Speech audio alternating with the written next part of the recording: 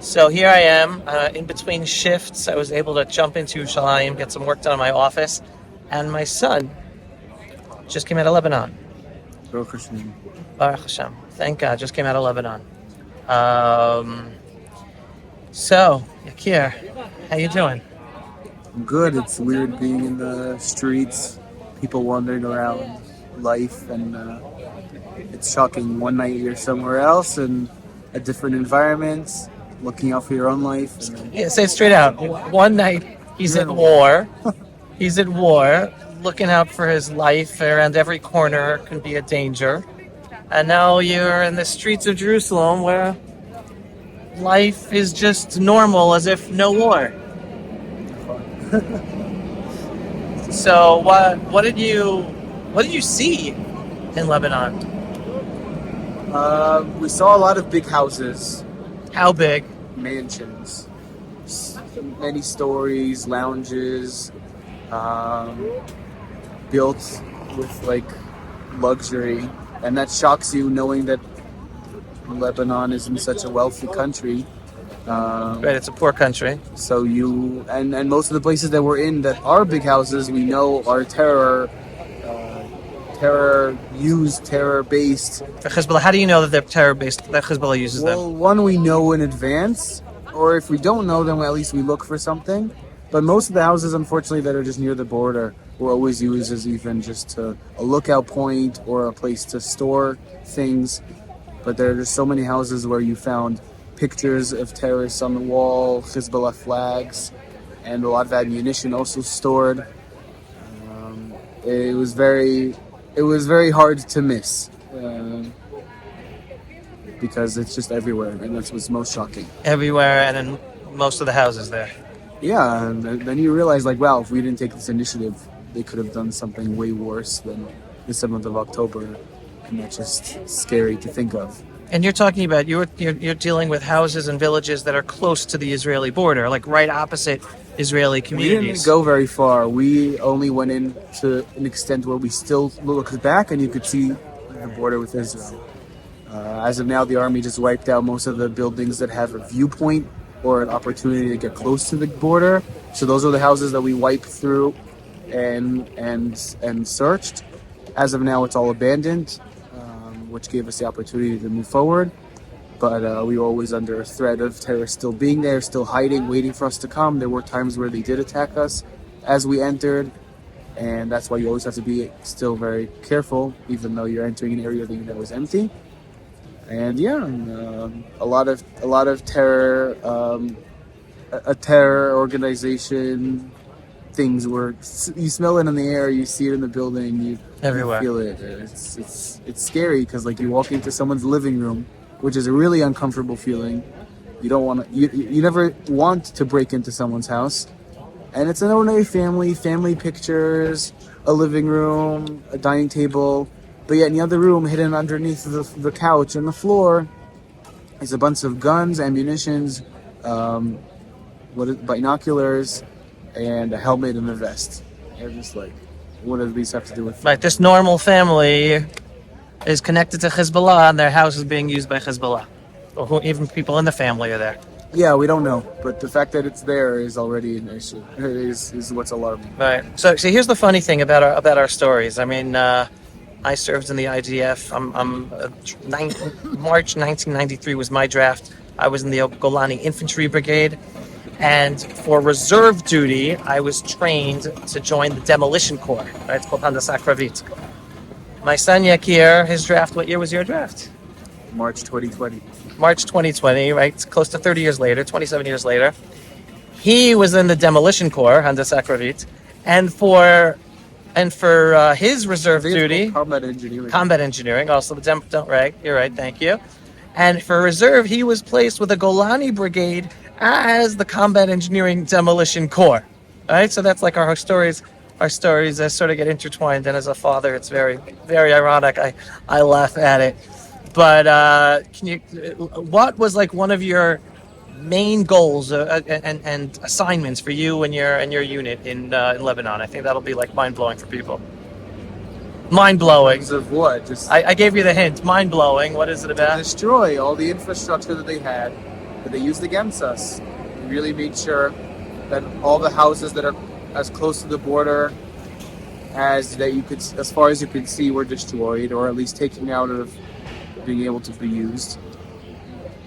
It's an important job. You look back and you see home, so you know that it's an important mission that is needed to be done. Right, and I remember when I served in South Lebanon back in the early 1990s, and I used to stand doing my guard duty in our base up there, and I used to turn around and look into Israel. And again, anyone not familiar, first of all, South Lebanon is gorgeous, Yeah. and it's a high mountainous area, and the mountains are higher than northern Israel. All of us kept on saying if they only use this territory for tourists. Oh my God! It So would, I've been telling everybody, like, Southern Lebanon is northern Israel. It's the northern Galil, like it's the tribal lands of Asher and Naphtali. So, and we're never going to leave. Like, even though it's not going to happen now or whatever, we're staying. We're staying northern Lebanon. We're going to make it Jewish again. We're going to resettle it because because it's ours and because that's the right way to protect ourselves. But I remember looking back over Israel, knowing, oh, I'm defending Israel by being here in South Lebanon. It was just so clear. You could see the lights of Israel, like miles and miles. You see center Israel from some viewpoints up there. But so little by little, I've been putting videos up and social media, showing videos that the IDF have been putting out and soldiers have been putting out about the blowing up the infrastructure and the houses and the villages. And I'm going to share with them the latest one you just sent. All right, everyone, watch this, because this was just the other day, last night, and the last big explosion. Like the last big explosion of, again, taking out the terror infrastructure that are whole villages up there. So have in mind, in this video, I'm recording it from the Israeli border, just to show how close. Oh yeah, and the clip from the Magad, where's that from? Same place. Same place. All right. So you're gonna do two little clips, one from Yakir, and one from the high officer of the brigade. Check it out. 8, 7, 6, 5, 4, 3, 2, 1.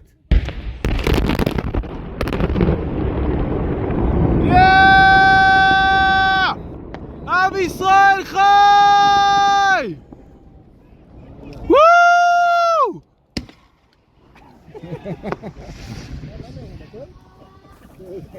זה בשבילכם, עם ישראל היקר! וואו! יאללה, עד הניצחון. 2, 1, פיצוץ.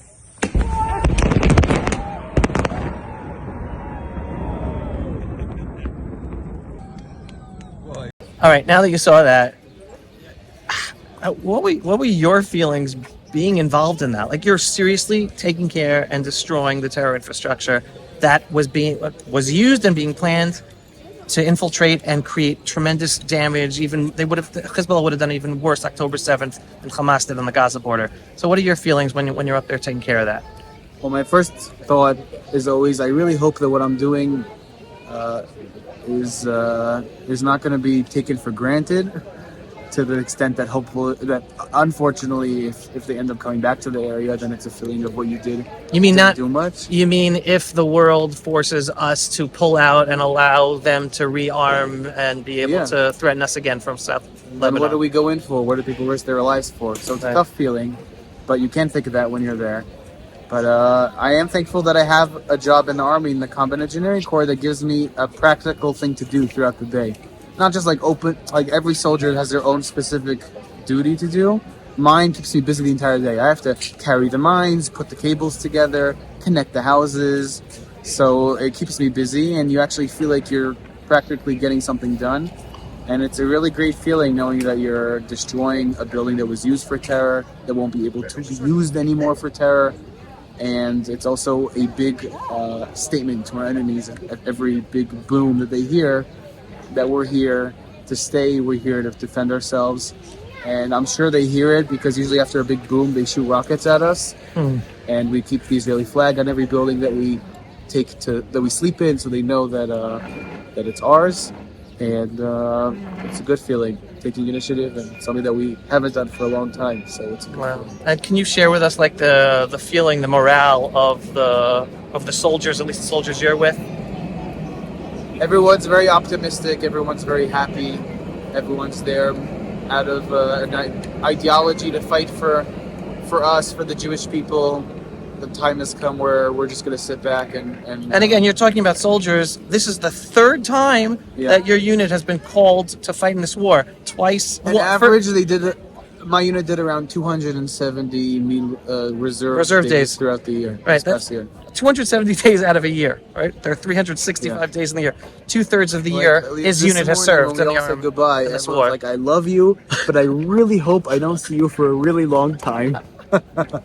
That's how you know that they did a lot of. 2/3 of the year they've served in this war. The first up north before we went into Lebanon. Then you guys served in Gaza. And now you're back inside Lebanon, finally taking care of Hezbollah inside Lebanon. And the real fighters are the families that are left behind to let us go. The mothers and the wives, right? They're the real heroes, right? The mothers, the wives, fiancés. Your brother has a fiancé while he's in Lebanon. And before especially in Gaza. the soldiers who aren't in reserve, their reserve duty is the war. Right, they're here. They're to serve. They're not going home, right? You just finished your reserve segment in this war, and you're going back to your regular life, back to your wife, back to your job. But then your brother, right? He's in it until he's got another few years in the army. But we say thank you for what we have, and Mamash felt Hashem with me the entire time. There were little nuances where I felt like he was really there. Could be in small things that could have happened and ended drastically.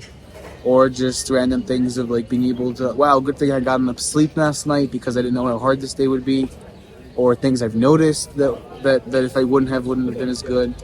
And I mean, there's no other way to go through this war or to even be sane with what we're doing or how long it's taking without just believing that this is what God wants to happen. He's with us throughout what we're doing.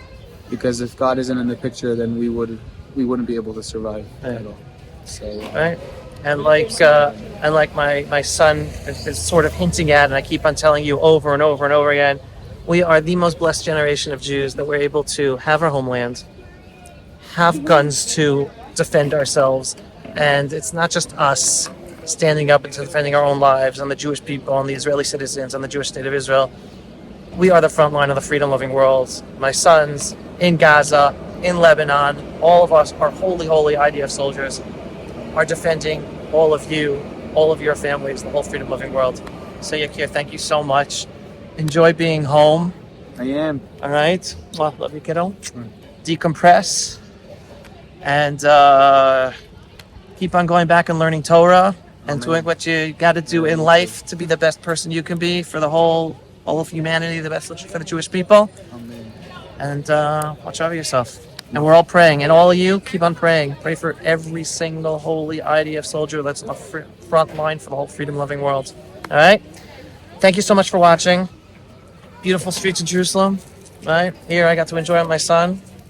A few minutes before he runs home to his wife, he stopped off to say hi to me. While I'm off for my IDF duty. Gotta say thank you to her. And, what? Say thank you to her for letting me stop over. Thank you to my son's wife for waiting. He's waiting for it to come home.